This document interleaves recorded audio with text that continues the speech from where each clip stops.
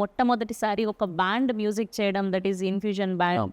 So వాళ్ళు స్పెషల్గా ఇలాంటి మైథలాజికల్ సినిమాలకి background score is very very important. And throughout the film ఎలా ఉంది మ్యూజిక్? ఇన్ఫ్యూజన్ బ్యాండ్కి వచ్చేసరికి వాళ్ళు నాకు మంచి ఫ్రెండ్స్.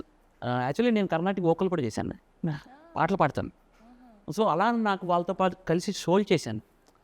సో వాళ్ళ టాలెంట్ నాకు తెలుసు.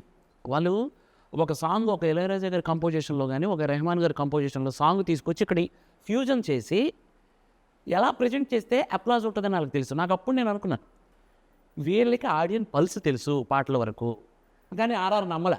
యాక్చువల్లీ మారుతి గారు కూడా అన్నారు ఆర్ఆర్ కష్టము అని, మనం వేరే అప్రోచ్ అవుదాం అని అన్నారు.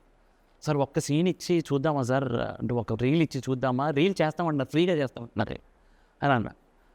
ఒక రీల్ చేస్తే మాకు ఒక స్టూడియోలో చూసాం, స్టూడియోలో బాక్సులు పేలిపోయిన అట్లా వాళ్ళకు కసితో చేస్తారు.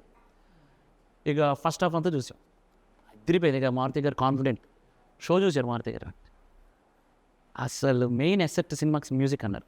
ఇది రియల్. అసలు సినిమాకి అసలు ఇంతలా ఇంకా లేపిందంటే సినిమాకి మ్యూజిక్.